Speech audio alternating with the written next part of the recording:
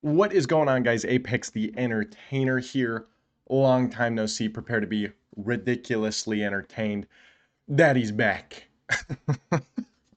Here to talk about the Jingle Jack meta and give you a whole breakdown as far as the quickest way, in my opinion, to get right on up to Grandmasters. Currently sitting at 148th in Grandmasters. I did not get to play very much in the beginning, so I've recently been grinding.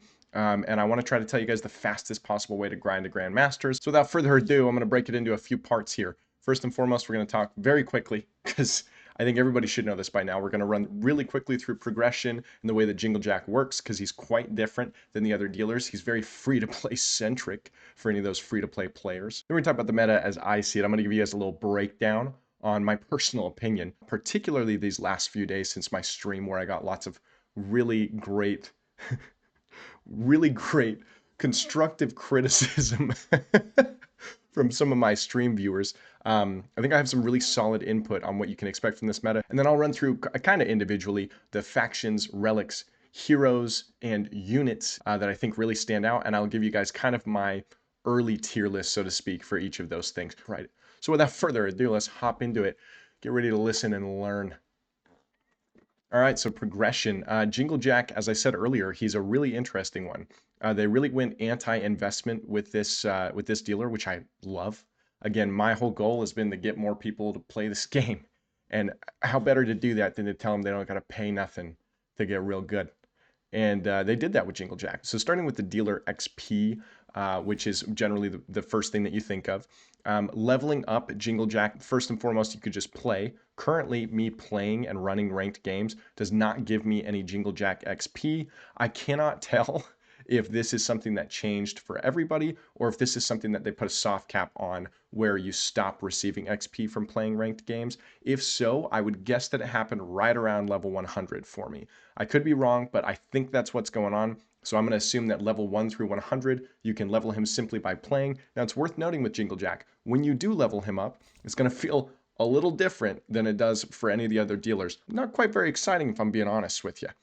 Unit upgrades generally are just an increase to base stats, right? So increasing the base stats of units is important. It's particularly important for the early game and tempo, which is the name of the game for this meta, in my opinion. So, if you see me do a little upgrade here on Jingle Jack, essentially what's going to happen is I'm just going to increase the base stats of any given faction's units. So again, not the most riveting stuff, still important originally.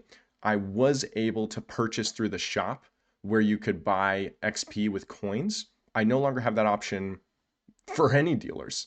Again, don't know if that's a change for everybody. Don't know if I got a little bit ahead of it because I did do it right from the get-go. You certainly don't need to do that. Outside of those two options, primarily the way you're going to be getting XP for him is through quests. Quests are going to be incredibly important. They're actually going to farm relics and XP for you, unlike faction shards as we've seen previously. So cannot express enough how important it is that you make sure to refill your quests, something I am infamously horrible at. Make sure you knock out your quests, kids. And of course, Gauntlet and Clan War is always going to be important, and another way that you can get more XP for your boy.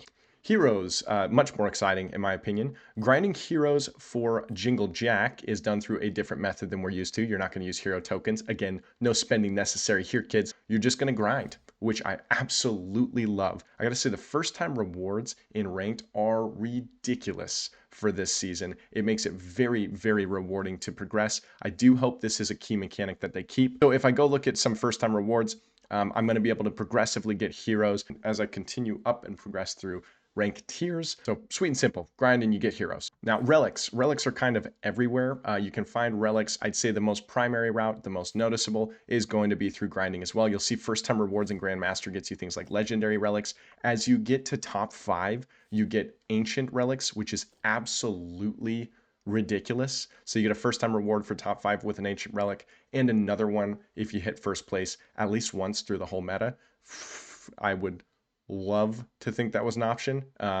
Eggs for doubt, but we're going to try it, folks. Otherwise, there's kind of a million ways for you to get relics. You'll get relics through Clan Wars, you'll get relics through Gauntlet, you'll get relics through quests, as mentioned earlier, and of course, the premium pass, the premium battle pass will give you all sorts of stuff, relics and spells, which is the final thing I'll briefly mention. Spells, I would say, were kind of the biggest conundrum in the beginning, but it seems like they changed up the process. Again, I can't tell if it got changed for everybody, or if once you hit a certain level, they give you more opportunities to get spells. So outside of the battle pass and or the premium pass, through the shop page. So a couple different things to mention here for both relics and spells. Relics and spells can be gotten through video rewards. In my case, I have the premium pass where I don't have any of the videos, so I can just claim a free one whenever. And then hello? Okay, well, thought I could claim a free one. I guess I don't get to today.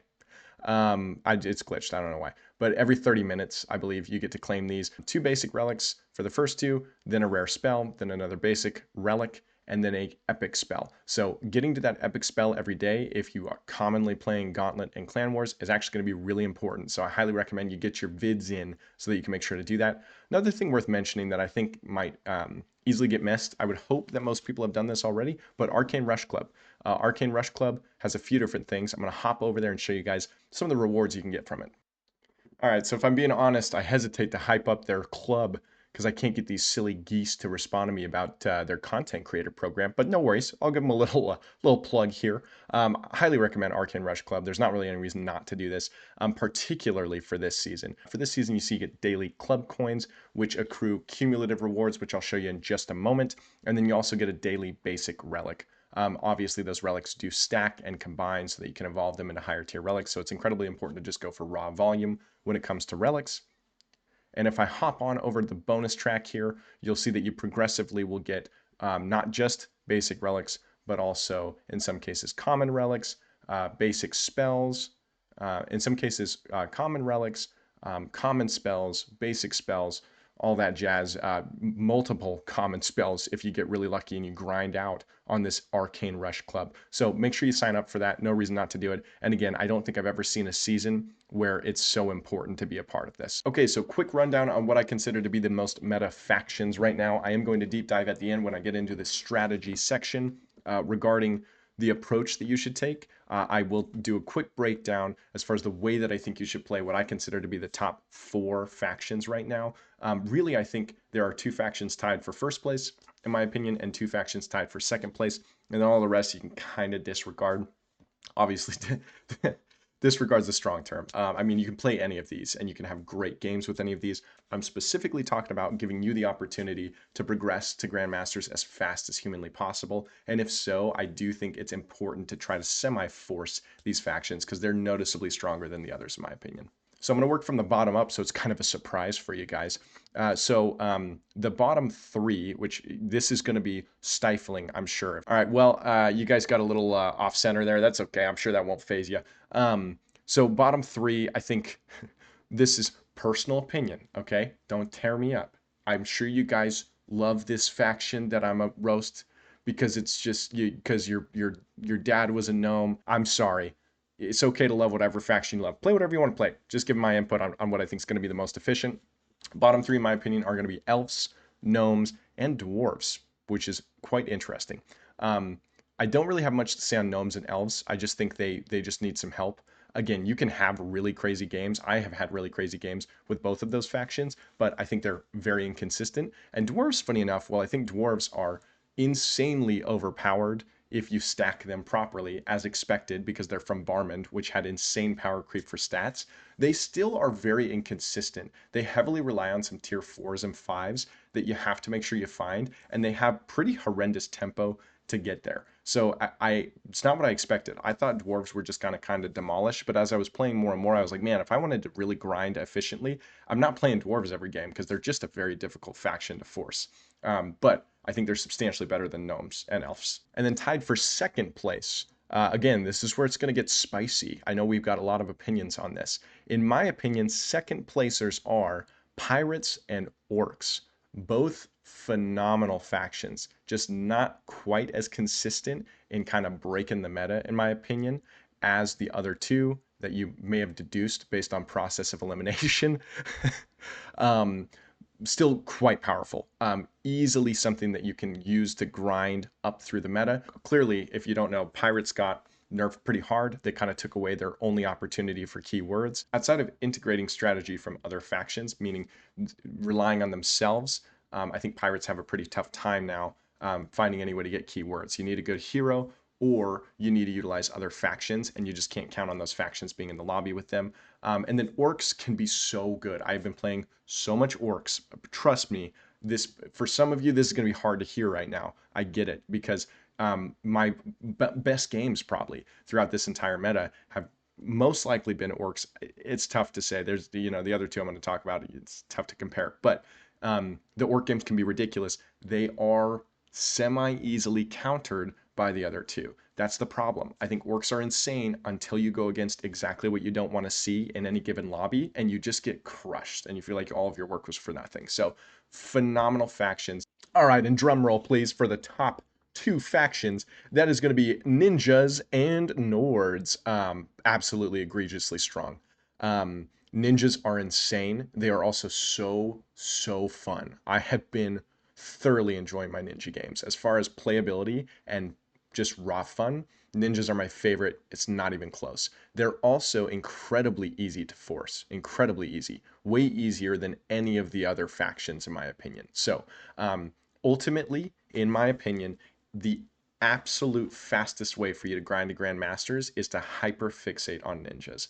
I 100% think that if I had spent less time exploring and just kind of having fun with the new meta, and I wanted to jump straight to Grandmasters, I would have put all of my effort into ninjas whenever I possibly could, within reason, right? That's the thing about a game like this, is you have to be adaptable. You have to be careful about trying to force whatever you think you're going to play in the end game. You have to look at what's in front of you and focus tempo in the beginning, but ultimately, I think ninjas are the best for fast grinding.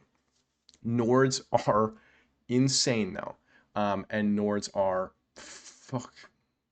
Nords are obnoxious. They're really frustrating right now. They have some insane kickstarts. They have some things that I don't think are working the way they're supposed to. I guess time will tell. If those things that I don't think are working the way they're supposed to, shout out Viper, because him and I agree on this. He mentioned it in my stream the other day. If those things changed, I think they would tank as far as being amongst, in my opinion, the best faction in the game right now. But you just can't argue with results as far as raw numbers go. We're getting very comparable, if not higher numbers to dwarves for something that shouldn't have the power creep that dwarves had with the compatibility with some of the heroes. So Nords are insane. So certainly, again, I think you could make a strong argument for them being better than ninjas, but unquestionably, I think those are the two best in the game, with shining lights on ninjas, because I think they're so much easier to consistently play than Nords. These are a little harder to throw into like a 1 through 5 tier list, so I'm going to get a little more broad and vague with this one. You can love whatever hero you want. This is just my personal opinion. So I'll start with the ones that I think are currently game breaking, the meta breakers, or whatever you want to call them, the ones that I am essentially auto picking whenever I see them. The only time I have a tough time deciding is if I see a faction combination that I think would work much better with other heroes, but that's quite rare for these 6 heroes. Those are going to be Golden Sentinel. Absolutely ridiculous. I really tried to stall on playing this hero because I didn't think he was going to be fun. Turns out he's really fun. There's actually some crazy stuff I'm going to show you guys with him in the near future. That's worth noting as well. I'm saving the good stuff for later videos. I'm just talking very general information right now. Almost every hero I'm about to mention has insane game-breaking mechanic combinations that you might not notice at first hand. So I'll deep dive on those in later videos. I'm very excited to do hero fixated content, so I'll make individual videos surely for each of these 6 heroes. So Golden Sentinel, insane. Melon, insane. So much fun. I can't express how much you should be trying this hero. Lots of fun things to learn with him. Lots of really cool stuff you can do. Dr. Endis, my boy Drendis with his hero from my clan, by the way, no big deal. Insane, very strong hero. It's always great to get extra bodies on the board and often an unfair advantage, and we take those every chance we can get. Ostohua, or apparently Octomami, or like Hawktua. I don't know. There's all sorts of very fun nicknames for her. I like to call her by her name, okay? Because I'm a friggin' gentleman. Is insane. So Ostafwa is insane. I have had a major love-hate relationship with this hero in the past. As some of you might be aware, she is very, very strong. I'm going to discuss a little further I'm going to discuss further in strategy why I think she's so strong. But the short story is keywords matter so much this meta, and she is a crazy keyword generator, better than any other hero in the game currently. But Bronny is a close second, and honestly, I prefer him over Ostawat just because I'm better at playing him. Bronny Black, for the record, is my favorite hero in the game currently. That's really tough to say because when you talk tempo versus Golden Sentinel, he gets crushed. When you talk fun versus Melon, he gets crushed. So it's a give and take, but I really, really enjoy Bronny Black, and I have very consistent wins with him. Highly recommend him for lots of reasons. And the last top tier hero that I'm going to mention that I actually don't have, unfortunately, is going to be Tora Two-Face. Also a hero I never got last season and I really wanted. So that's a bummer. Can't wait to get him because I have been wanting to play this hero forever. He has a couple of insane combinations that I'm already aware of that I am very excited to make videos on as soon as I get him. Insane. Highly recommend him. And then I do have a few honorable mentions. Specifically in this case, these are heroes that I think are insane, possibly much better than the other heroes I just mentioned, only in specific circumstances, meaning when certain factions are together in a lobby, which again, I'll deep dive on a little bit more later when we talk strategy. So that's going to be Oni Man. Absolutely ridiculous when you have the opportunity to play the right factions. Same thing with Kenshin. Be very, very good with a few key factions.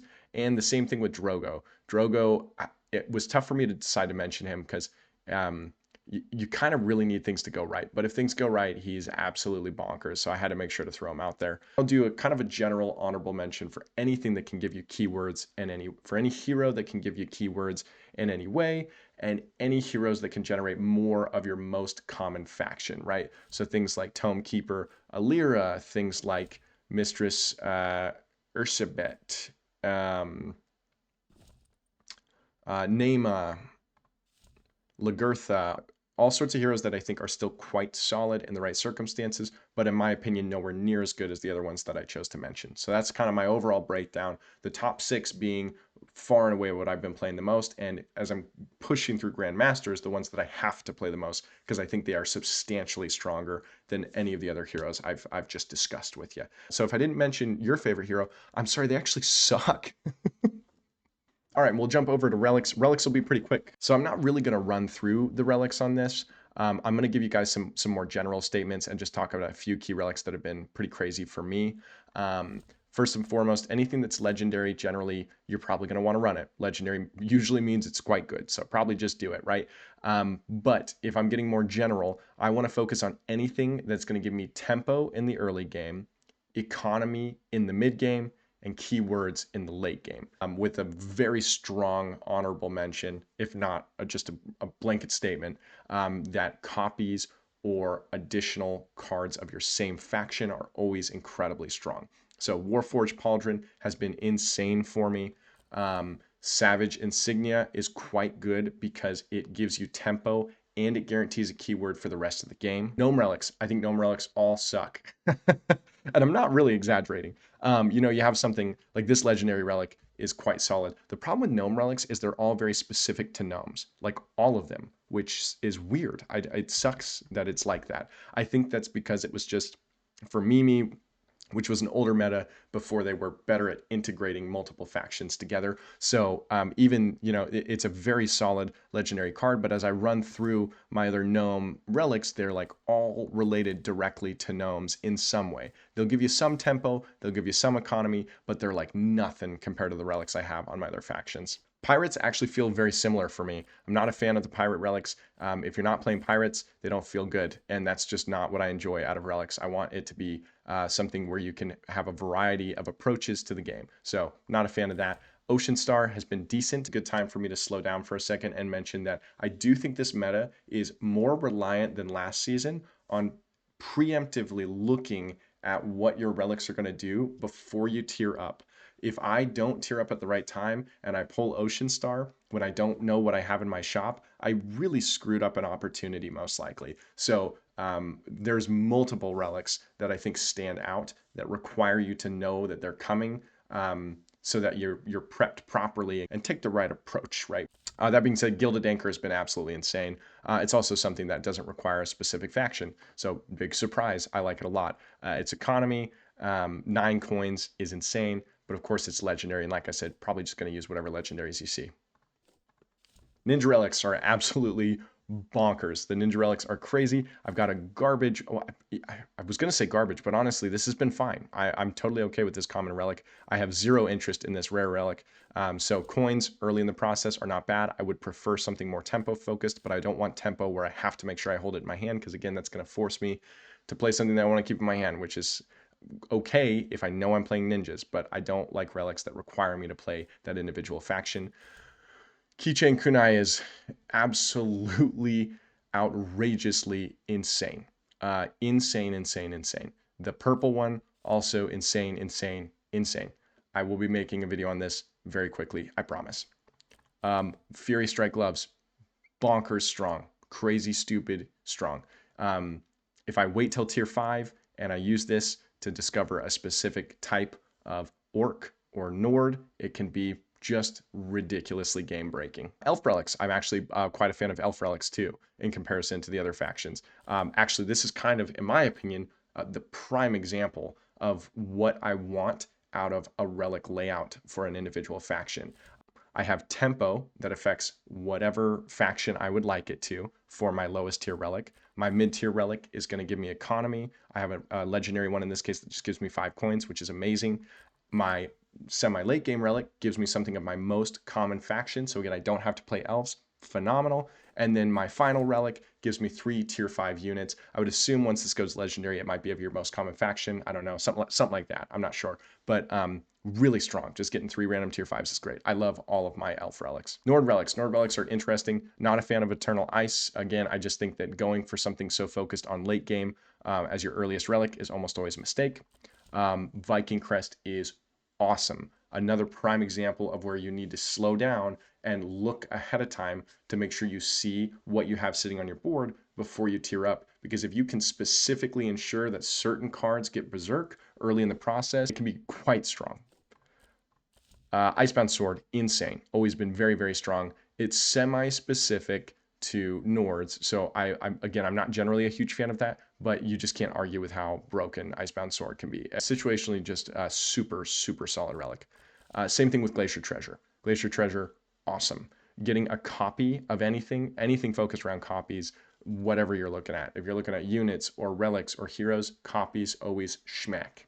Okay, and we're going to slow it down here for a minute to talk strategy a little bit. The first thing I want to do when I talk strategy with you guys is talk about what I would call universally useful cards. They're cards that you need to make sure that you've always got in the back of your mind, because they're going to matter no matter what. There's a few of them specific to factions where it's really good if that faction happens to be in play, which I think is really important if you want to grind a Grandmaster. But of course, neutrals are going to be in every game. So that's where I want to start for you guys. Now, it's worth noting, as you've seen already, all of the cards are maximum pip or maximum ability upgrade.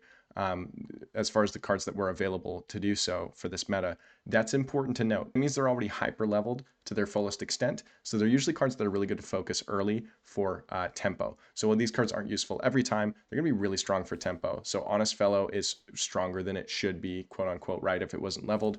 Blessing Matron, really important there. Embezzler, all cards that are going to be super strong because they're maximum pip right from the get-go, and they're great for tempo. Of course, you have economy cards like Dog Sitter and Progressive Recruiter. You can't go without mentioning some economy here at Apex and Sons & Co. Battlecaster, insane. Please do not underutilize this card. I have a strong feeling that in the lower tier ranks, for people that have a hard time progressing, they are not giving this card enough gumption, because it is a killer card. It's one that oftentimes, if I see it, no matter what I'm rolling through, I'm going to stop and think before I roll past it, because it has so much utilization. Makeshifter, but man, I've been banking on Makeshifter a lot. I think this card's absolutely crazy. It's also max pip, so it's actually really good for tempo too, which is kind of a double whammy. I'd say as far as individual to this meta that we haven't used in all the previous seasons necessarily, I think this is the craziest neutral card, and I don't think that a lot of people would think that offhand, but very strong neutral. Grumpy Noble, of course, you can't go without mentioning Grumpy Noble. He stands in line with a few other ones that I think you just kind of generically have to mention, like Get Over Here as well, or something like Song of Resurgence. Those are all cards that are useful in certain circumstances. So you want to know that they're there. I don't think they're game breaking by any means, but they require knowledge. But you know, you need to have the knowledge to know that they're there, because if you just lost and you don't buy Song of Resurgence, you just genuinely are playing the game wrong, and we don't do that here. I never play the game wrong. Adventurous Couple, you could have tried to group Adventurous Couple with one of those other, you know, kind of generic neutrals that I mentioned that have been around for all sorts of metas, but I think they're particularly important in this meta. Giving cards Barrier or Cleave or Multi-Strike particularly is really insane for this meta with specific cards. So I definitely didn't play this card as much as I should have when I was grinding early in ranks. So don't disregard this. It is often the right call if you have excess money and you don't really know what you're searching for, to throw it down.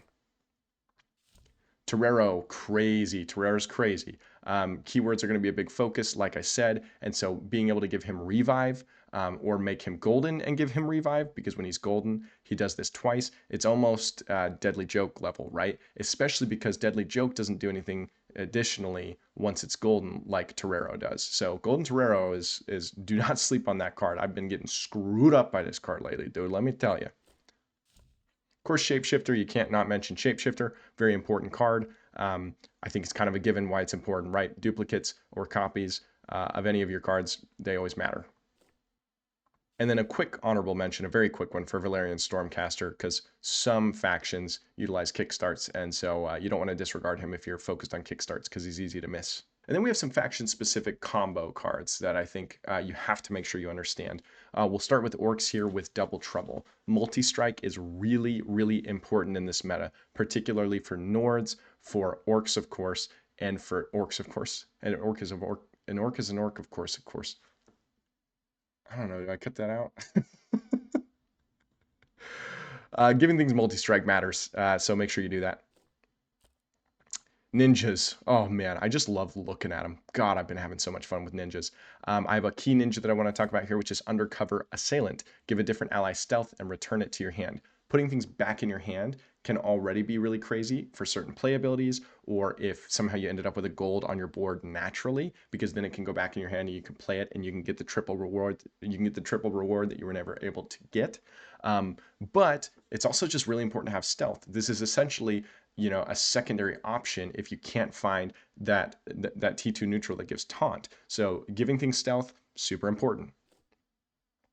While I'm inside of ninjas, I'll also mention both ninjas and gnomes can do a really good job at summoning multiple units, which is really good for anything based around Avenge. So there are a few units that come to mind that matter for Avenge, and when I deep dive on how to play the individual factions here at the end of this video, I'll go back to that and make sure that I bring that up, because Avenge mechanics are pretty important right now. The final card I'll mention before I jump into kind of breaking down those meta factions and how I've been playing them is the Raiding Tactics. So Raiding Tactics, really, really crazy card. Crazy, crazy, crazy card.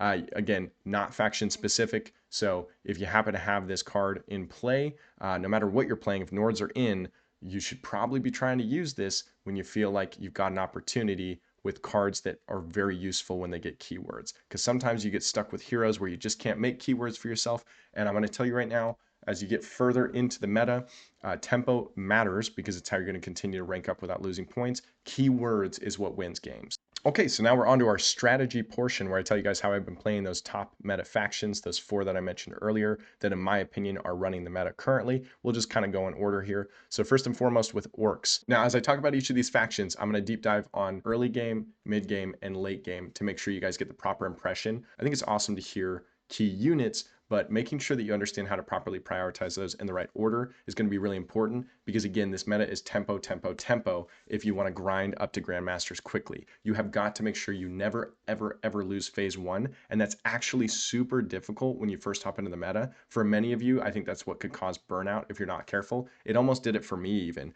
and I was, once I started actually playing a lot, you know, after my little break, it was going pretty well for me, and I still was getting a little tired. So the reason that's most likely happening is because you're just not focusing tempo enough. So you're getting cut at the ankles, and that's not fun for anybody. So with orcs, early tempo is going to be focused around a few key cards. Uruk Enforcer is very, very strong. It can actually travel into the late game with you. It's a great way to catch tempo early.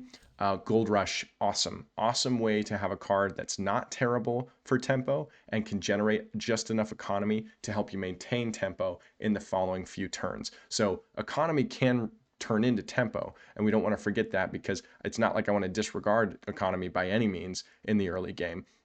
So it's just making sure that you understand where your trophies are at in comparison to your opponents, and you don't over focus economy. Prankster can be very important. Having Prankster is important because having a taunt early in the process can matter a lot, especially if you have things that you want to make sure to get attacks off with, like Gold Rush early in the process. And then I'll do one more special shout out to Hired Killer. Hired Killer, I've had some insane games with, and I was absolutely disregarding this card as I was jumping through the meta, because I felt like I was focusing Gold Rush early, and then he just didn't necessarily feel worth my time, because I didn't want to jump into economy too much, because I had already kind of gotten a little bit of economy with my tempo. But if you can get this card golden, if you can get it keywords, super, super strong. You can rake in the dough. From there, I would say the vast majority of the T3s I don't like. Really, the only T3 I want to talk about is Uruk Charger. Absolutely insane. It's incredibly strong. Being able to get multiple attacks out of your highest damage ally without the opponent being able to attack is very important when you're utilizing Rage, because Rage, of course, means that as you're attacking, that unit can't die. So you want to get as many attacks as you can in before your opponent can attack, for a few reasons, which I'll follow up on in just a second. Now, it is worth mentioning, I want to throw this out here, this is not a card to disregard by any means, but this is not a card that is going to apply heavy tempo for you in the early game necessarily. So I do want to be careful with that approach when it comes to Uruk Charger, because he may be something that if you feel like you're having a tough time on tempo, you need to be careful about prioritizing early in the process, because he's more as we're transitioning into the mid game, which again is kind of more of an economy tempo focus, transitioning and finding key cards. And so just be careful with that. He is very important, but I often find that I'm getting other key components first before Uruk Charger, that are higher tier anyway, because he just doesn't make sense quite yet, and I don't want to give up tempo for something that could help save me. Okay, so now we're transitioning into mid, honestly mid to late game. I will say that with orcs, one of the things I like about orcs a lot is their early cards are very good at doing both the tempo and the economy. So that early to mid game kind of just mushes together, which is awesome, because it means if you do it well, you can just hyperfixate into the late game. You jump into late game and you have a few key cards that you want to look for. You want to look for Double Trouble to give multi-strike. You want to look for Red Fang Rager to give the orc to its left rage. You want to look for Twin Fang Ogre, and you want to look for Dracosh Stormborn. And then you really, really need Gorzod. The main point being that Double Trouble is almost always something you're picking up with orcs, unless you have multi-strikes all over the place. This is a good time for me to mention that Savage Insignia, that tier 3 relic, can be super, super important. Getting a guaranteed multi-strike with orcs, in some cases, is the difference between winning and losing. Now, Red Fang Rager, not quite the same. It's not like you want to pick up every Red Fang Rager you get. So jump into these T5 cards. I mentioned Gorzod. Gorzod is far and away the most important, in my opinion, which sounds kind of unusual, but I cannot stress enough how often you will find every card that you need, and it just won't matter if you don't have Gorzod. He is such a key component. You have got to get the scaling stats or nothing else matters. So this is A1 priority. And then you want to focus on your two carries, right, so to speak. And this is where we really dive into the late game. Dracosh is going to be amazing for the front left placement. We want to give him Rage. He's going to naturally get multi-strike from the relic, and then he'll attack twice. So here's my condensed version. I'm going to focus on economy with things like Coin Rush. I'm going to focus on tempo with things like Uruk Enforcer. I'm going to ride that wave straight to looking for these three cards, not in any particular order, minding my tempo as I go. I think all three of these you need to determine based on the situation you're in what your priority is. Oftentimes, Double Trouble is going to be the name of the game. Getting multi-strikes is going to matter a lot, but it might not be a priority if you already have multi-strike on your front left unit from a relic, but it's an incredibly valuable card. Run through my 6 positions starting at the top left. In my front left position, I'm going to have either Dracosh or I'm going to have Twin Fang Ogres. depending on if I go with a double Twin Fang Ogre build. But I'd say most commonly, what I think is kind of the meta is putting the Dracosh in the front left. He is going to have Rage from my Red Fang Rager. He's going to have Multi-Strike either from the Relic or from the Double Trouble so that he automatically attacks twice. I'm then going to have Gorzod stacking stats. I'm then in my back right going to have Twin Fang Ogres, again with the goal of making sure it has multi-strike from Double Trouble. I want it to be in the back so that multiple things die. Now this is a good time for me to mention things like utilizing Taunt with Battlecaster, things like utilizing multi-summon with certain heroes like Dr. Endis, or multiple ninjas or multiple gnomes. Again, making sure that you're integrating other factions. It's also a good time for me to mention that both Twin Fang Ogres and Dracosh will benefit substantially from you finding keywords from them. So again, talking about the T4 Nord or that T4 neutral, that will give keywords. So don't disregard keywords when you're at this point, because if you're sitting on a decent orc build and you're like, man, how do I make this any stronger? Those keywords are going to be the make or break without question. And then Gorzod is going to be stacking stats on both of those units so that we can get the most out of them. And you'll notice, again, I'm throwing Uruk Charger in at the end. He's incredibly important, but I think he's just one of the cards that kind of falls apart if you don't have other key components. So again, just be careful of how early you prioritize this card. But by the end, the idea is either Dracosh or your Twin Fang is going to have multi-strike and it's going to be your strongest unit. And then when he dies, and if you've happened to give him revive, hint, hint for more keywords, or if you have multiple of him, you can get so many attacks off because you have rage on both your Twin Fang and hopefully on your Dracosh if you're utilizing that T4 properly. So you just get a ton of attacks off before they have a chance to do anything, and you get crazy scaling because of it with Gorzod. Okay, on to Pirates. Pirates are going to be a little more interesting. Pirates have a pretty weird layout in my opinion. They don't do a great job at early economy, and they honestly don't do a really great job at early tempo either, but their mid game is phenomenal. So in my opinion, the best approach is to just find whatever way you can to be strong. Oftentimes in my circumstance, through other factions that are better really early in the game, like orcs or ninjas, and then focusing on pirates once you get to tier 3, because tier 3 pirates are crazy. So I'm honestly going to disregard most of these early cards. I will do a quick mention of Shark Attack, because Shark Attack, particularly when combined with keywords like multi-strike or barrier with other cards mentioned previously, can be a really great way to get a ton of treasures open. Then I'm going to jump straight into T3s because that's where things are really going to matter. Fishy Revenge, phenomenal. If you can get a taunt through any of the multiple options mentioned previously. The goal, obviously, as you can tell early, is going to be to open a ton of treasures. I am going to take the time to mention Deckhand because I don't know that she's getting the usage that she deserves. Anytime you can generate more of your most common faction, it's important. So I wouldn't disregard her for other key units, but I certainly wouldn't buy her before some some of these other units that I'm going to mention coming up. Stormtoss Crew, I said from the start, I don't know why in the previous video when I gave my upfront opinions why I thought it wasn't permanent. This card's insanely busted, stupid strong. A1 priority. It's better now than the T5 after they nerfed her. So it's like absolute #1 priority without question. But of course, it doesn't matter if you make it your A1 priority if you can't find a way to generate treasures. And then Boarding Party is going to be amazing. Boarding Party, they fixed it previously wasn't proccing an unlimited number of times. Now it does. Absolutely bonkers. So obviously you're just going to end up putting Boarding Party behind something. In the early parts of the game, I would highly recommend making sure you put him behind something that's going to generate you treasures. Generally, that's going to be Fishy Revenge, or again, Shark Attack, which I shouldn't take away too much from Shark Attack, because sometimes if you can't find a Fishy Revenge, Shark Attack is going to be really important for finding any way to open treasures early in the process. So again, thus far, we haven't had a specific strategy for tempo or economy. Again, I don't think they do either of them super well. I'd say Shark Attack is the first thing that stands out for early tempo and semi-economy, because if you can get multi-triggers on those treasures, you can get lucky and get tempo and economy at the same time. From there, we're building into a focus on Fishy Revenge and Storm-Tossed Crew with an honorable mention for Deckhand Wrangler. And of course, Boarding Party is just going to multiply everything we're doing.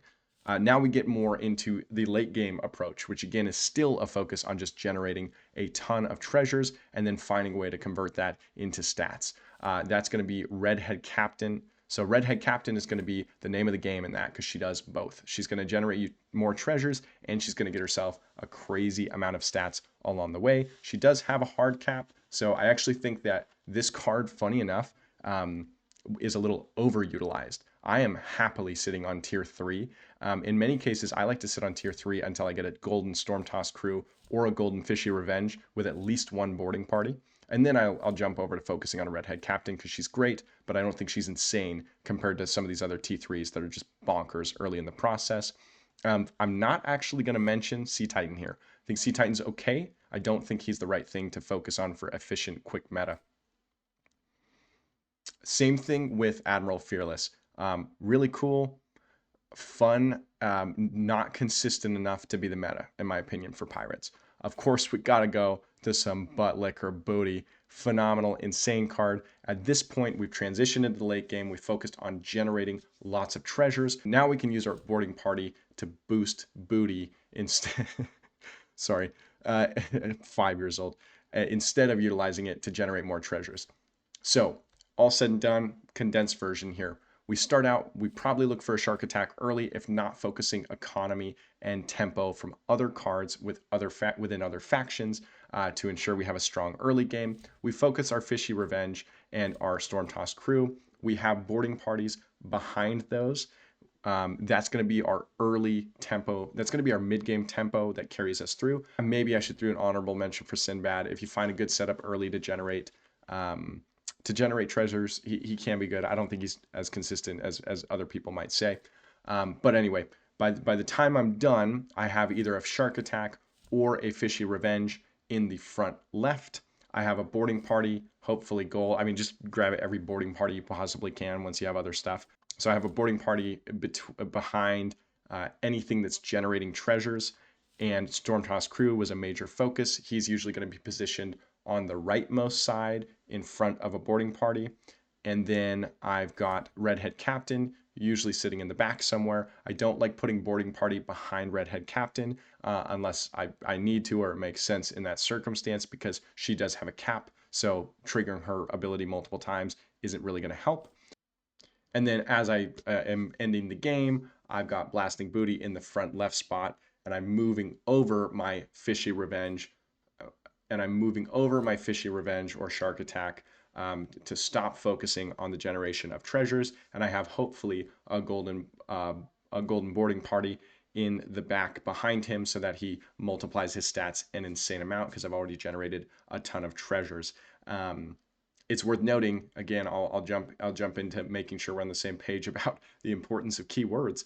Multi-strike, barrier, overwhelm, all insane. So again, any way you can find to generate keywords for Blasting Booty, extremely important to try to do so because they can't really generate keywords on their own. And as great as the stats are going to feel, they can get torn apart by scam, which I actually didn't even mention earlier. This is the other reason that I'm not putting them tied for first, because just like orcs are very easily countered by certain things that have kickstarts, pirates right now, because they're so stat focused over keywords, can just get absolutely crushed by scam. And speaking of counters, before I finish off with pirates, keep in mind too with Blasting Booty, he doesn't have his stats until he attacks, right? So be careful and be mindful of available taunts, or if you can stealth him, or whatever it may be through any of the multiple channels we talked about before, because you need to make sure he doesn't get cut off and hit in the beginning. Again, that's a struggle when you have some of the Nord nonsense that we're dealing with currently.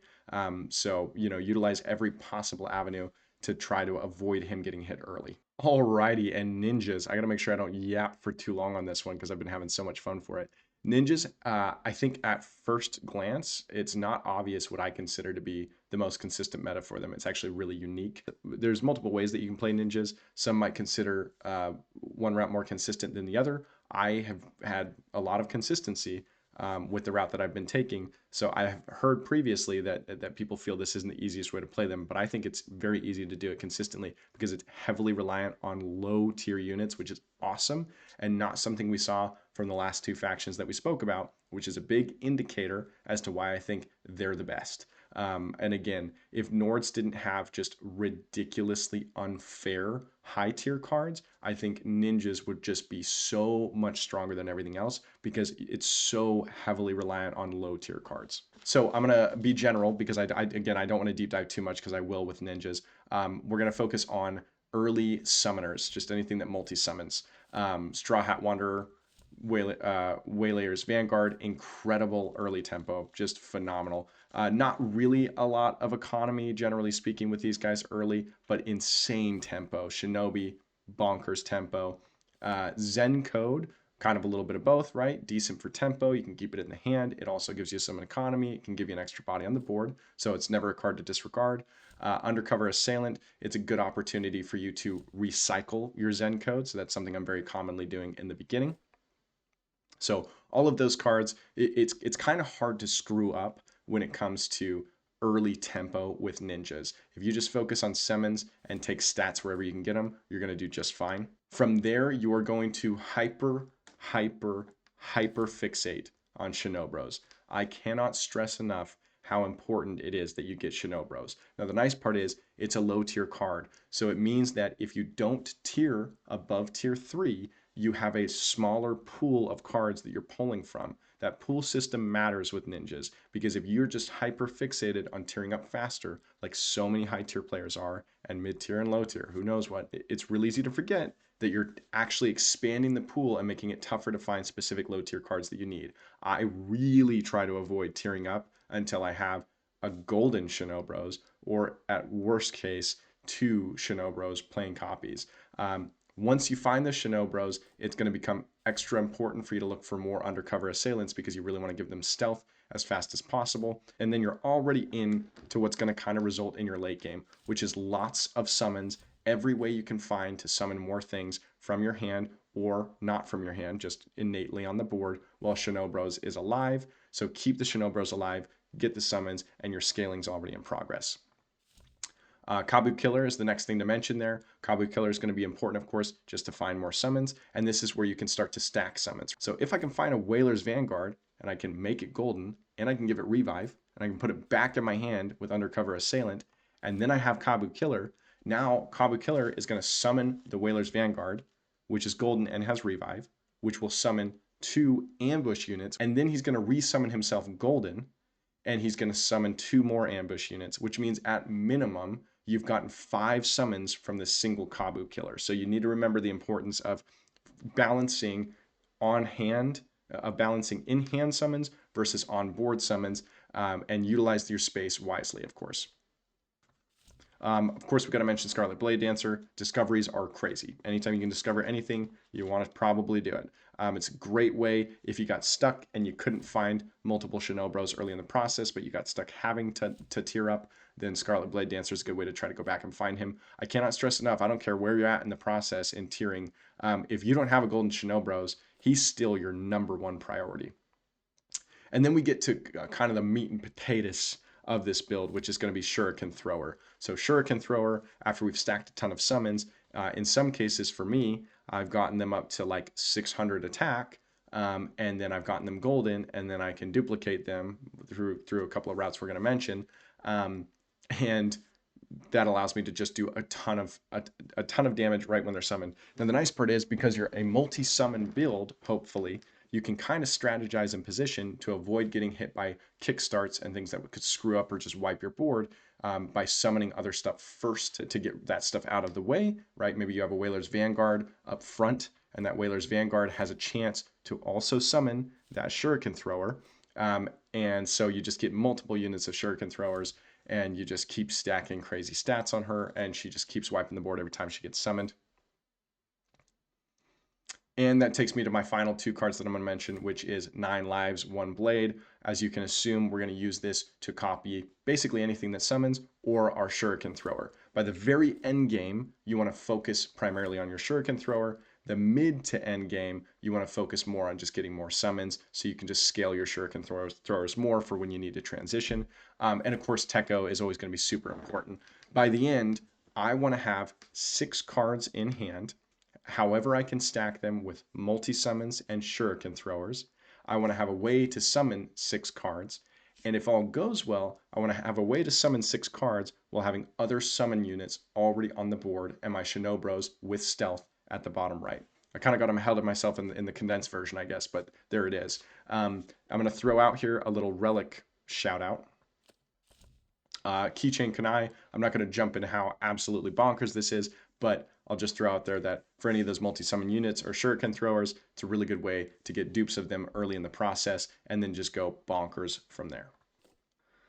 All right, and then finally, stupid Nords. Nords are so annoying right now. Um, all right, let's talk Nords. So early economy, so early stages with Nords. I will say that the tier 1 Nords kind of iffy on how much you want to focus them. Obviously, Snowland Merchant circumstantially can be good. Little shout out for if you can get Revive on her. She gives you a huge opportunity to quickly find Nords throughout the process. Obviously, Seasoned Mountaineer is great. Getting early Frostbite matters a lot. Mistwalker is a give and take. I almost don't want to talk about him. In fact, I won't. Iceblood Berserker, I think he's kind of a trap. I'll give you a heads up. I think he's nothing compared to Wolfgang. Wolfgang is stupidly strong. If you can get Wolfgang, and again, big surprise, you've heard this a lot so far, if you can get a bunch of keywords on him, if you can get multi-strike, if you can get cleave, you can get overwhelm and barrier, basically every keyword for him makes him insane.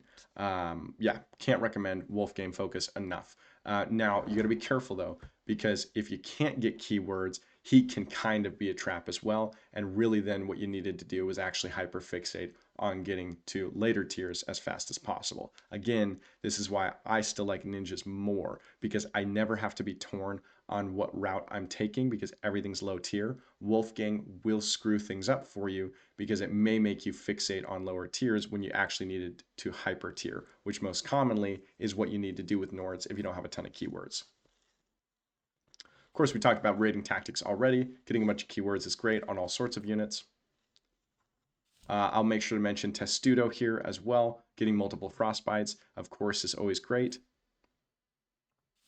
Which is the same reason I'll mention Chillblood Dweller. And then we get into the most major components of Nords, all tier 5 units, which again is what makes them iffy. I will say if there's any faction, actually I wouldn't say, I think there's 2 factions. I think Orcs and Nords are the 2 factions where you have to hyper tier. You've got to make sure you tier up incredibly quickly, which is not the case with Pirates and Ninjas, which is why I just enjoy those ones more. But when Nords feels good, it feels real good. So for the scaling, Tribe Forum, the most integral card. Absolutely, extremely important, insane scaling from Tribe Forum. Of course, you're going to need lots of frostbites, right? So now we start talking about the early to mid game transition into late game. You need to have already had frostbites or he's not going to do anything for you at this point. And glacial gains. Tribe Forum's better. Glacial gains can be really good. Glacial gains, if you're in circumstances where you are frostbiting yourself more commonly, like you get stuck with Ulf the Evil, which sucks ass, or you get Mistwalker early and he's been scaling, then glacial gains can actually be quite strong. And then Winds a Winter. Man, oh man. Yeah, just absolutely crazy strong in the right circumstances, right? He has to have keywords. And this is, again, this is where I want to be very clear about Nords and their placement. They're really strong in high tier games because the high tier players have figured out how to consistently get keywords. If you're not confident in when to put keywords onto things and how to get them, then you got to stay away from Winds of Winter and you need to take a different approach with Nords. Again, I'm only talking about what I think is the most efficient route with Nords, which, funny enough, for me has not included Bobby Savage. She is great. Getting a ton of frostbites out is super important. They're insane games with her. I'm well aware. So if you have a lot of frostbites and you want to run with Bobby and you want to run with Tribe or whatever it may be, that's great. But I can't get over how much fun I'm having and how strong it feels when I'm able to get, which I'm pretty consistently able to get, keywords on my Winds of Winter. Because once he has multi-strike and he triggers in the beginning and he immediately clips all of the orcs that were going to screw you up, or he immediately clips all of the ninjas that were going to take you out, he's just insane. Now, that being said, you have to be kind of wary of the counter, right? Because Nords can get pretty screwed up from scam as well. So be careful about that. You probably want more than just one Winds of Winter, right? either want 2 or you want to have Winds of Winter with a Wolfgang, you basically could get 2 massive minions. And then from there, you're going to have a bunch of Frostbites and your Tribe Forum. Obviously, as far as positioning goes, it's actually pretty important because you need to make sure things trigger in the right order. So you want to ensure that any of your Frostbites, by the late game, you're probably going to have, by the late game, if all goes well, you're going to have Chillbud Dweller and Testudo is usually where I end up, right? Maybe it's going to end up being Bobby. Again, it just depends on the way that you played. Those are going to be your Frostbite generators. You need those up front because you want to ensure that before your Winds of Winter attacks, they've already triggered, because of course, Winds of Winter is going to scale based on the total amount of units that are lower stats than him when it comes to damage. So really important that you have those trigger first. Of course, Tribe Forum needs to be in the back. Again, mentioning that it would be great if he had stealth, and it would be great if your Frostbite units had taunt so that you can avoid things getting sniped that you don't want sniped. And then possibly you're going to have a Glacial Gains in the back as well. I see a lot of people don't do this, but I'm certainly not opposed to running Glacial Gains with my Tribe Forum. And so, stacking both of those options and then feeling okay if I end up having to kind of go with a Frostbite myself and the enemy versus being able to consistently Frostbite the enemy because I didn't get the right Frostbite cards, it is still substantial for the late game. But ultimately, if my point wasn't clear enough, heavily reliant on keywords with Nords. But once they are, this stupid card can go through stealth and taunt, which is so stupid. So, and same thing with Wolf. So that's ridiculous. I still don't think that's how that's supposed to work. But there's like the spoiler alert or whatever. So there's the crescendo to why I've been talking about Nords this way the whole time. That's unfair and broken, and it's meta breaking.